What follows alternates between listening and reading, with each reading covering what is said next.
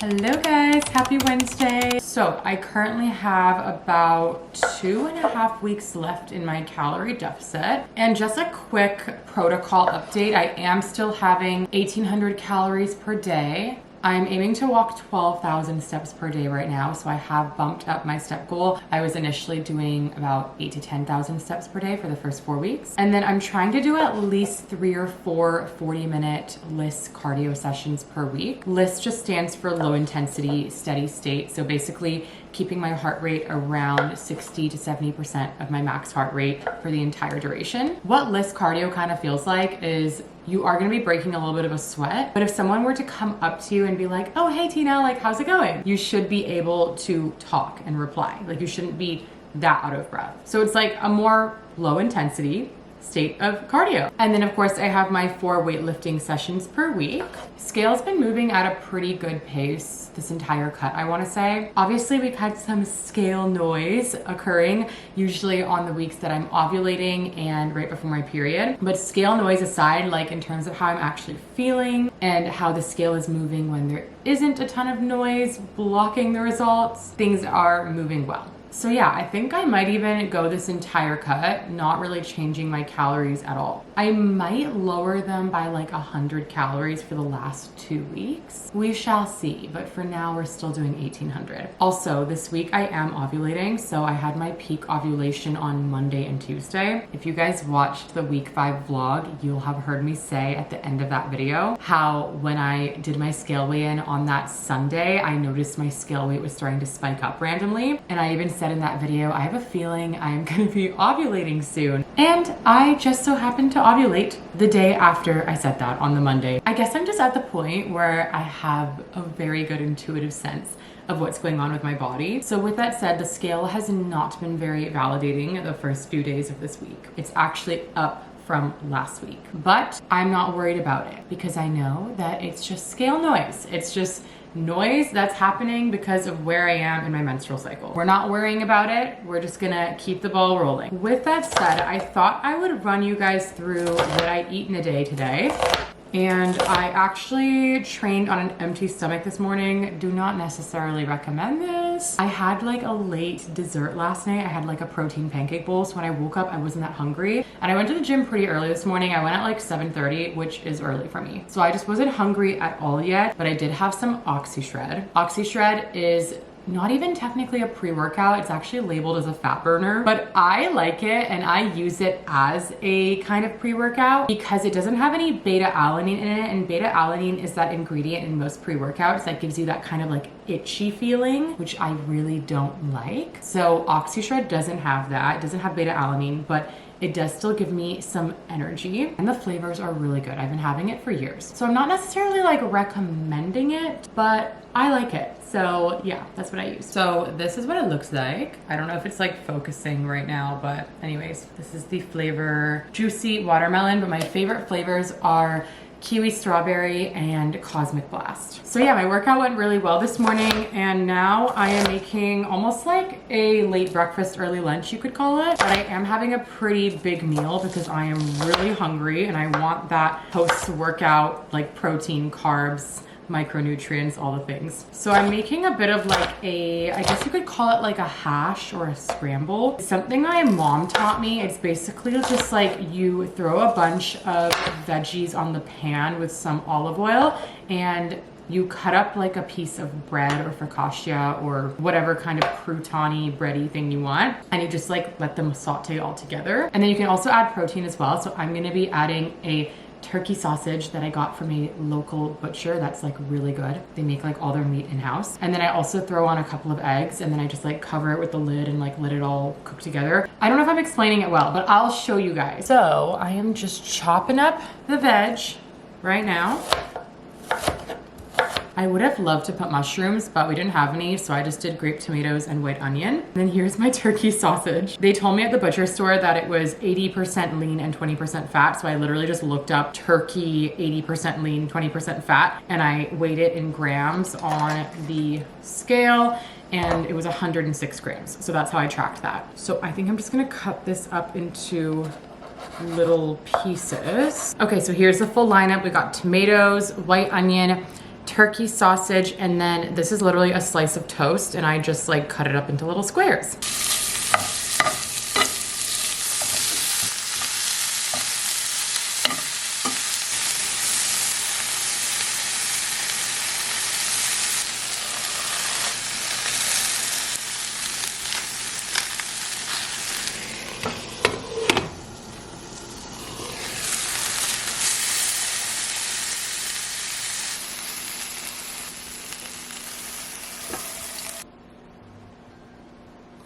Okay, so there we have it. I'm so excited to eat this. This is such a like nice big voluminous plate. The macros aren't amazing. It's 598 calories and 32 grams of protein. But honestly, sometimes I don't mind having a higher calorie plate of food in knowing that it's going to satiate me and keep me full for hours. Like, yes, it's nearly 600 calories, but I'm probably not gonna need to eat anything else for like a long while, which is really helpful when you're in a deficit to not have to be thinking about food and snacking and hunger all day. Anyways, I'm gonna go eat this and I'll be back to show you guys what I eat later. Okay, so that breakfast slash lunch egg thing was so good. Now I'm gonna make a quick little oat latte and hop on the walking pad and get to work. So how I track my latte is I just put my glass with my ice on top of the scale. I'm gonna do about 140 milliliters because that's what usually is a good amount. Actually, I think this is pretty good. So yeah, this is 108 milliliters. I just change it to milliliters and then I pour because most drinks do have their tracking thing in milliliters. So just keep that in mind. And then I do like my lattes a little bit sweeter. So I just do a little bit of liquid stevia. This one is from Trader Joe's. So I'm just gonna put a few or maybe more than a few drops of that. I'm just gonna stir that up.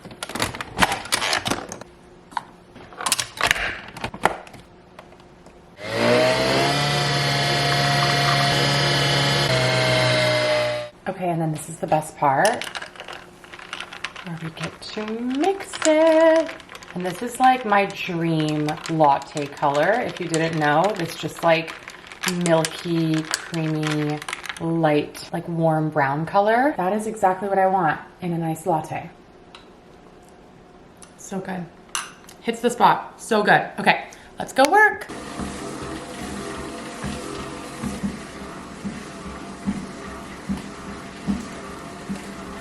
Hello. Okay, that egg scramble hash situation, whatever we want to call it, kept me full for a while, but then all of a sudden I just like had a hunger attack. I was like, oh my gosh, I'm so hungry. I was walking on my walking pad for so long. I got 9,000 steps on there. But I want to be careful with what I choose as my snack because I want to have a little bit of dessert tonight and I want to have a big dinner. So this is my little 250 calorie snack and it has 40 grams of protein. It's literally just yogurt mixed with my Active Stacks protein powder. So Active Stacks is the protein powder I've been using lately. Both their chocolate and vanilla flavors are so good. They don't mix very well, just like in a shaker cup, like with some water or milk. I feel like it just ends up being clumpy. But if you want to bake with it or mix it with yogurt or blend it as a smoothie, it's so good. I mainly love them because they're not overly sweet. You know how like a lot of protein powders have like almost like a nauseating level of sweetness to them and it's just like gives you the ick after a while? These do not have that. They're like sweet, like obviously it still has a sweet flavor, but it's not like nauseating or gross. It's like a perfect amount of sweet in my opinion. And I have a sweet tooth, so this isn't coming from someone who like doesn't like sweets. And I'm not even sponsored by them, guys. I don't even have a code for you or anything like that, at least not right now. So this is my genuine opinion as someone who is just paying for it. Like I'm a buying customer. Their stuff is a little bit pricey, but honestly, I think it's worth it because I have protein powder almost every day. The reason it's more expensive though is because it's made from beef bones. So it has a lot of collagen in it as well. It's like really good for your skin, hair, joints. And the only sweeteners they use is premium vanilla extract with a touch of cane sugar and stevia. It's also keto and paleo friendly if that's something that affects you. And yeah, I personally love it. So this is what it looks like. I know this is like a pretty lame snack. I'm not even putting toppings on it or anything because I just don't want to spend any more calories than I need to. And that is the reality of calorie deficit sometimes. Your meals end up being really plain and boring because you want to allocate majority of your calories to something better. Okay, so I just had the best everything shower ever. If you're a girl and you're watching this, you know exactly what I mean. I did like a full skincare routine. I like exfoliated in the shower and put on like a nice serum after.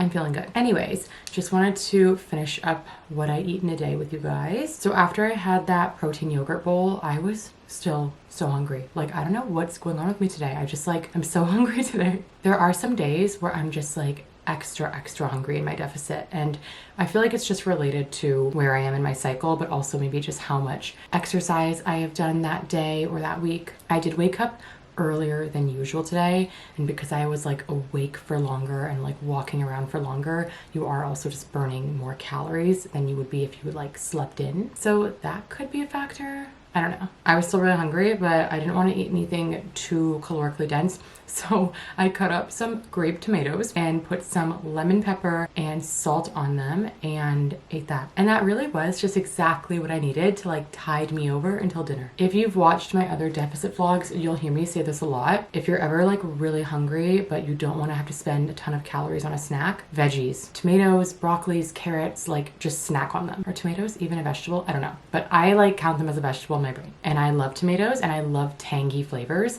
So for me, just having like some tomatoes or like tomatoes and cucumbers with like lemon pepper and like salt and like a little balsamic drizzle, it just really hits the spot for me. Anyway, so then when dinner came around, I had HelloFresh. HelloFresh is a meal prep service in Vancouver. You basically like order what you want online the week before, and then they send you all the ingredients with like the instructions on how to make it, and then you literally just have to make it. It's super easy. And it does also come with the calories and macros, which is super handy for when you are in tracking seasons. This deficit just landed in like a super busy season of life for me. I have like a couple of launches coming up with like Gym Girl Era, and I'm currently creating Form Foundations, which is my course launching this spring, and I'm running a group challenge right now, and I'm in a deficit. So just so much going on, and I was like, okay, if there's one thing that can make my life a little bit easier is to have 3 dinners per week just like handled for me. So 3 nights a week I do have HelloFresh. Tonight's was like a harissa chicken couscous bowl or something like that. I'll put a picture on the screen, but whatever it was delicious. Sometimes they're like good, sometimes they're like average, and sometimes their meals are like really good. Tonight's was really good. The calories were 727 calories, and it was about 40 grams of protein, so pretty good. And then I am gonna have one more little nightcap before bed tonight, which is about 2/3 of a G2G bar, and I'm having the flavor peanut butter coconut chocolate. These bars are literally so good, guys. This is what they look like. I will leave the link for you guys down below for the Canadian website and for the US website as well. And my code Toned with Tina does get you a discount on both the Canadian and American website. Honestly, guys, I have tried so many protein bars, and G2G is the best. Clean ingredients, absolutely delicious. The flavors, peanut butter coconut chocolate and peanut butter chocolate chip, are the best. So if you're gonna order, get one of those 2 flavors. Honestly, would highly recommend. I first tried them several months back because one of my online coach friends was raving about them. And after I tried it the first time, I was like, no, these are like too good. But when they offered me a code, I was like, this has got to be the most genuine sponsorship ever, because I genuinely love these bars. Anyways, I'm only having 2/3 of it because I am already a little bit over my calories today, guys. So by having that like 2/3 of the bar, that brings me to 1,888 calories for the day. And my calorie goal is 1,800 for reference. I try to make it so that I never go over 50 calories over my goal. So ideally not having more than 1,850, but sometimes it just happens. For me, I actually think of my calories as more of a weekly budget. So 1,800 calories a day times 7 days in a week.